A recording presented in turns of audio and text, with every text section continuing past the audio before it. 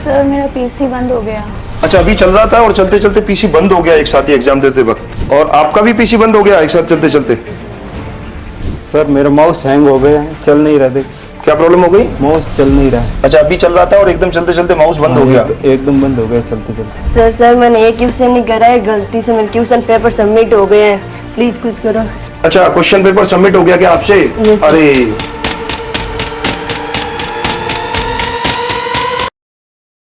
ऐसी ही तमाम समस्याएं ऑनलाइन एग्जाम के दौरान विद्यार्थियों को एग्जाम देते वक्त हमने देखी हैं। विद्यार्थियों ने हमें ये दुख बताया है। दोस्तों, इन समस्या का क्या समाधान है? इन समस्याओं से क्या हमें एग्जाम को छोड़ करके वहां से आ जाना चाहिए? क्या हमने जो मेहनत की है 5 से 6 महीने लगातार उस सफलता को पाने के लिए, क्या उस वर्दी के उस सपने को वहीं धूमिल हो जाएगा? तो उन समस्याओं का क्या समाधान है? इस समस्या का समाधान इस सेशन में हम जानेंगे। साथ में ही हमारे GR चौधरी सर से, जो डिफेंस एक्सपर्ट, आपको बताएंगे कि इन समस्याओं में अगर आपका माउस काम नहीं करता है एग्जाम के दौरान, अगर आपका पीसी बंद हो जाए या आप एग्जाम को सबमिट कर दें, तो उस वक्त विद्यार्थी को क्या करना चाहिए। तो इस सेशन में हम चर्चा करेंगे। तो मैं GR चौधरी सर को एक बार बुलाऊंगा और इन सभी समस्याओं पर समाधान करेंगे। बिल्कुल रविकांत सर, बहुत बहुत धन्यवाद। परीक्षा चाहे कोई भी प्रतियोगी परीक्षा हो, अगर वो कंप्यूटर बेस्ड हो रही है, क्योंकि जहां टेक्नोलॉजी है वहां ट्रबल आपको मिलेगा, तो इस प्रकार के ट्रबल्स आपको मिल सकते हैं, लेकिन आपको किसी भी प्रकार से परेशान होने की बिल्कुल भी जरूरत नहीं है। आपको बिल्कुल भी हताश नहीं होना। तो रविकांत सर, सबसे पहला जिस कैंडिडेट की प्रॉब्लम थी वो थी कि माउस उनका नहीं चल रहा है। जी सर। तो देखिए, अगर किसी कैंडिडेट के साथ परीक्षा देने के दौरान अगर उसका माउस खराब हो जाता है तो किसी प्रकार की कोई चिंता की जरूरत नहीं है। सबसे पहला आपको काम यह करना है कि आपके पास कोई भी नियर बाई इन्विजिलेटर है, आप उन्हें तुरंत इंफॉर्म करें कि सर मेरा माउस काम नहीं कर रहा है। तो वो आपको या तो अपना पीसी चेंज करवा देंगे या उसी माउस को दोबारा तैयार कर देंगे। इन केस इस प्रक्रिया के दौरान अगर आपका थोड़ा भी टाइम इंटरवल अगर खराब होता है तो ये बात भी आप उन्हें जरूर बताएं और उनसे डिमांड करें कि जो मेरा टाइम इलैप्स हुआ वो टाइम मुझे दोबारा रिट्रीव करके दें, तो वो आपको दोबारा नया टाइम भी प्रोवाइड करवा सकते हैं। बिल्कुल सर। एक प्रोसेस में जानना चाहूंगा आपसे, विद्यार्थी जैसे ही, क्योंकि रफ्तार का जुनून है एयरफोर्स, समय जब वहां मिलता ही नहीं है एग्जाम में, 25 क्वेश्चंस मैथ्स का करने के लिए 20 मिनट का ही वक्त हमें मिलता है, तो सर जब एक पीसी से दूसरे पीसी पर विद्यार्थी को बैठाया जाएगा, शिफ्ट किया जाएगा, तो उस दौरान वो समय की कैसे मांग करे वहां? क्या प्रोसेस रहेगा? देखिए, इसके लिए क्या प्रोसेस होता है? इसके लिए प्रोसेस होता है कि आप जब एग्जाम दे रहे होते हैं तो आपके कंप्यूटर के जस्ट टॉप पे जो है, राइट के टॉप में आपको एक 4 अंकों का सेशन आईडी मिलेगा।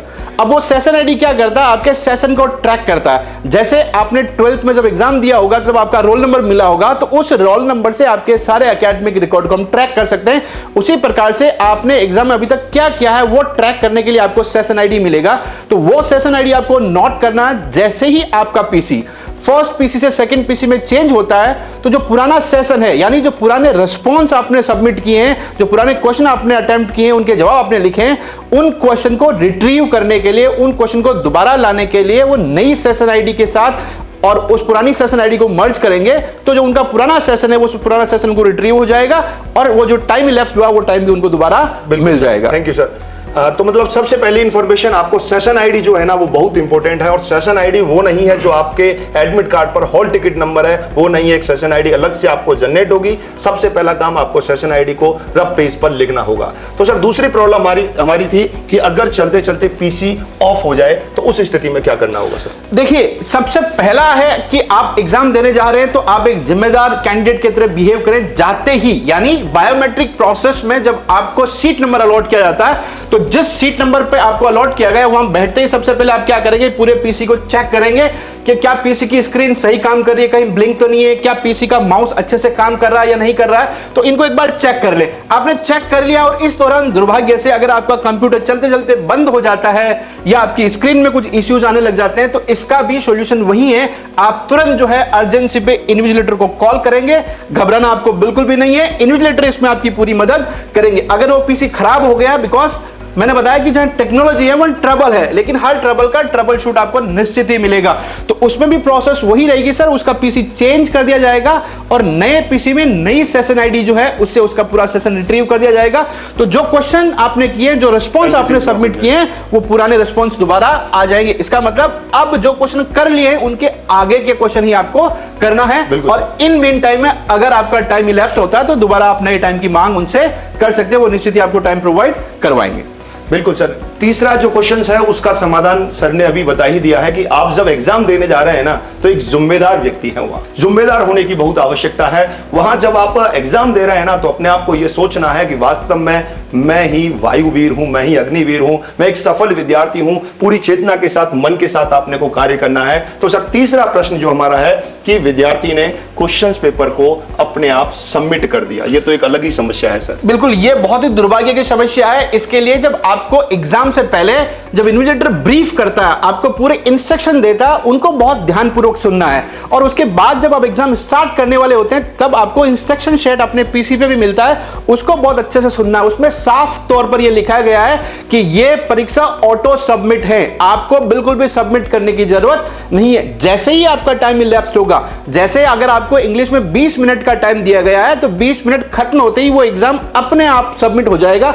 तो किसी भी कैंडिडेट को गलती से या इरादतन सबमिट बटन पे क्लिक नहीं करना है, इसका कोई उपाय नहीं है। अगर आपने गलती से, दुर्भाग्य से सबमिट बटन पे क्लिक कर दिया है और आपने क्वेश्चन 5 ही अटेम्प्ट किए तो उसका कोई समाधान नहीं है सर, उसका एग्जाम वहीं खत्म हो गया। वो 5 क्वेश्चन जो उन्होंने अटेम्प्ट किए हैं वही काउंट किए जाएंगे, रीओपन होने का कोई भी स्कोप नहीं है। तो कैंडिडेट को ब्रीफिंग के टाइम और इंस्ट्रक्शन के टाइम इस बात को बहुत सतर्क और सजग तरीके से अपने दिमाग में बिठा लेना चाहिए। बहुत बहुत धन्यवाद गोपीराम सर, बहुत शानदार तरीके से आपने इंफॉर्मेशन दी विद्यार्थियों के लिए। तो ये जो समस्या है ना, एक 12th क्लास का विद्यार्थी जब वहां जाता है, पहली बार जब ऑनलाइन एग्जाम वो देखता है, ऑनलाइन एग्जाम अपने आप में दोस्तों एक चुनौती रहती है, एक डर रहता है, एक भय रहता है। मैं इस बात को समझ रहा हूं, पर लेकिन आपको डरना नहीं है। पूरी आपको ये सोच करके चलना है मुझे इस बार सफल होना है, और हर समस्या का समाधान आपके विवेक से ही रहेगा। आप किस प्रकार से वहां सोच रहे हैं, आपके व्यवहार कैसा है। ऐसी बहुत सारी समस्याएं हमारे पास देखने को मिली, बहुत सारे कमेंट्स हमें मिले।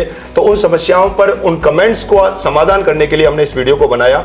और अगर ये समस्या आपके साथ आई है तो भी आप कमेंट बॉक्स में कमेंट करें, और ये इन्फॉर्मेशन आपको अगर समझ में आई है तो भी आप कमेंट बॉक्स में कमेंट करके बताएं। साथ में जो भी एग्जाम, ऑनलाइन एग्जाम देने आपके साथीगण जा रहे हैं, आपके जो भी आपकी नजर में जा रहे हैं, उसको, इस वीडियो को उस विद्यार्थी तक जरूर आप लोगों को पहुंचाना है, उसे जागरूक बनाना है। तो दोस्तों सफलता आपको निश्चित रूप से मिलेगी।